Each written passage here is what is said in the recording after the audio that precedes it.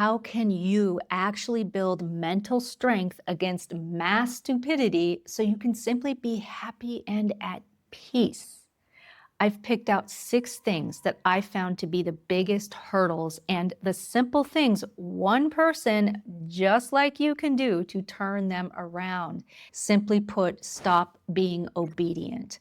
But that means you have to have unprecedented courage, and that is not easy. My person, hear me out. Have you heard of the obedience experiments?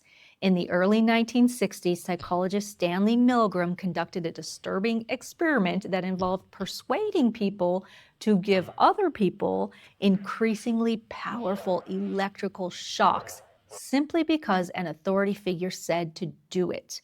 He wanted to understand how ordinary people, like you and me, could do something that went against our own better judgment. Sorry to say, but the shocks weren't real, and the person receiving them was an actor. But the participants didn't know this. They heard him protest and cry out in pain. And whenever the participant hesitated to give the shock, the authority figure told them that they needed to continue. In that experiment, 65% of people went all the way to the maximum 450 volts. And that's usually what people talk about with this experiment. It's used as evidence that people are followers, that under the right circumstances, normal people can be persuaded to do things that they would ordinarily consider to be cruel. But there's another part of Milgram's research that I want to talk about. My main reason in presenting what I found around the craziness of people today is to remind you that courage can move mountains. It's not about silently praying and having faith, which of course do that, but add to it the courage to act. In a variation of the experiment, the participant wasn't alone. There were 2 other teachers participating who were also actors. As the shocks increased, the teachers refused to continue, and obedience plummeted from 65 to 10%. Can you imagine that 10% that still shocked someone else? That's chilling to say the least. So it seems like the participants suddenly became courageous simply because somebody else with greater fortitude and strength had demonstrated that refusal was in fact possible. So yes, you and you alone can change the world. One person's refusal to go along with the madness can make it feel possible for everyone else. And I know you know this, but if it was easy as simply knowing it, most of us wouldn't be having mounds of courage right now. So let's unravel what those 6 hurdles are that I talked about in the beginning to summoning up your personal courage and the simple ways to overcome them so you can be the change that you want to see in the world around you. The first is emotional fragility, and I'm not saying this to be mean or harsh or to blame anyone for my own hang-ups, but some people just act shitty and they'd rather peace out completely than to do the little bit extra that would equal common courtesy and consideration to the next person. It's clearly a symptom of something bigger happening vibrationally. This is the disconnect between real connection and real discord. Not a Discord server, no, though this certainly applies because I am talking about communication. Real and healthy communication is not rose-colored glasses, everything is positive and lovely. That's not honest for most people. The other thing it's not is inconsiderate language and assumptions. So how to overcome the hurdle of emotional fragility? Let us stop making assumptions. That doesn't mean let people take advantage of you or abuse you. What it means is to ask questions, have discourse before intercourse. If you're tempted to make an assumption about someone, that leads to judgment. And when you point the finger of judgment, you know there's 3 other fingers pointing back to you. How did society get so deep into this disconnect?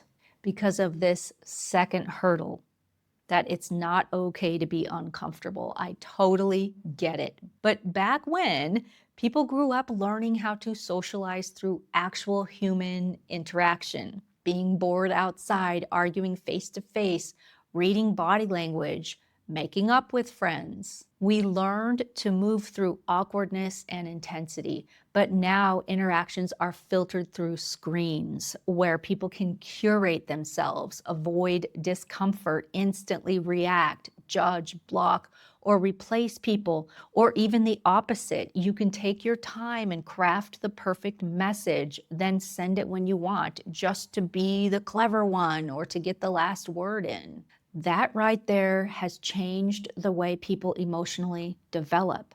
That means people have become less resilient and trusting because they rarely have to sit with discomfort long enough to grow through it. People don't even argue to understand each other anymore. A lot of arguments now are basically agree with me completely or you're a terrible person.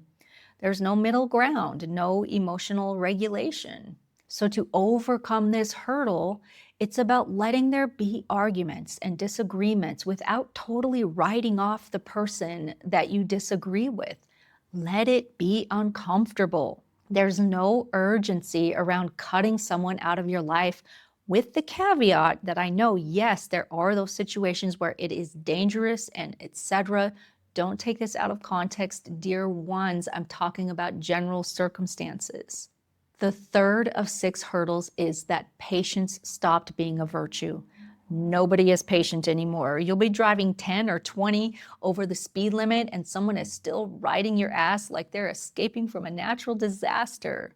I think the rule of thumb on the Long Island Expressway is 20 over, or basically you shouldn't even exist. Everybody feels important, busy, stressed, urgent.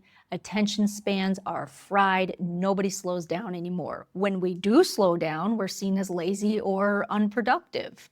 And actually, very few people have the luxury to slow down through no fault of their own because, at least in the United States, may be different in other countries, but people have to have 3 jobs just to afford rent and food. And what that's done is erode our trust in institutions that were originally meant to help people. People don't trust governments, media, corporations, experts, or even each other anymore. If you're listening and saying I'm full of doo-doo, please tell me in the comments. So what can we do about this hurdle of impatience?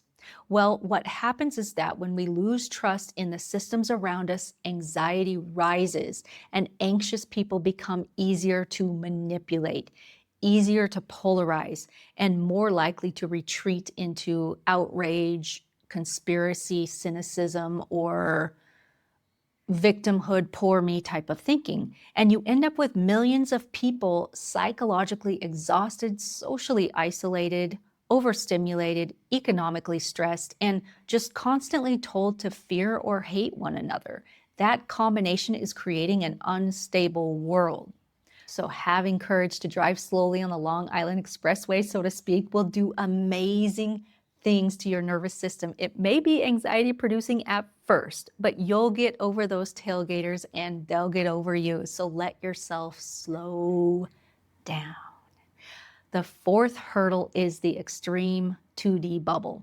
It used to be that you could be generous with your time and people actually wouldn't take advantage of it. They would reciprocate as a rule, or else they would feel embarrassed. You pick up your neighbor's mail while they're on vacation and they mow your yard while you're holed up because of allergies. It wasn't even spoken. It just happened. Normal and polite behavior has nearly vanished. What is it that has people acting so strange lately? Before you hear what my answer to that is, please let everyone else know your personal observation by writing it in the comments. Here's my take on that. After years of consuming social media slop daily from behind our 2D screens, we slowly started living inside a bubble where everyone appears extreme and hostile, narcissistic, dishonest, and unstable. And since we sort of got enveloped in this bubble, it changed how people interact in real life too, or at least it changed how we view what's around us. We start to believe the illusion that the algorithm is putting in front of us instead of rejecting it and deciding something different about ourselves and others. I truly believe most people are probably still fundamentally decent. You still see it during disasters and emergencies or moments where real human connection breaks through the noise. Neighbors do help each other out, strangers do step in. We all still want meaning. We want safety, love, friendship, purpose, and community. But the environment surrounding us right now is training the worst parts of human psychology instead of the best parts. We must turn that around. Since a huge part of that comes from certain social media and algorithm driven content, what we need to do is decide not to watch certain things, even use our ability and freedom to make comments on that kind of content if we do watch it. Say how you feel, say what your perspective is. The world needs grounded, practical, and loving thoughts, but we need action more than anything. So share yourself, because these systems are not designed to make people calm, wise, or emotionally healthy. They're designed to just keep attention. And anger, fear, conflict, humiliation, tribalism, and shock are super effective at keeping people online. Turn it around. Let your gentleness be the shock factor to start moving people in a new direction. And speaking of commenting on content and letting your perspective be seen, it's even more important to do that on content that is beneficial and positive and honest. That's engagement for the algorithm, and that's a power that you have in your 2D bubble that can actually make a difference. The videos that get pushed more are those that get more engagement. So use your power. And I just realized a bubble is not 2D, but you know what I'm talking about. I'm talking about the screen. Okay, now here's the fifth hurdle, and I bet you already thought about this one. We're talking about the normalization of chaos. People are acting crazy because we've accidentally, on purpose, built a world that constantly overstimulates our systems while stripping away the things that used to balance it. Most people are walking around flooded with comparisons, bad news, politics, money problems, and stimulation from the second they wake up. But an unfortunate consequence is that the more emotionally activated you are by it, the longer that you stay in the place that activated you. We're not designed to absorb thousands of charged inputs every single day. So we have just been adapting to chaos as if chaos is normal. That means without realizing it, our attention spans have shrunk. Nobody is patient anymore.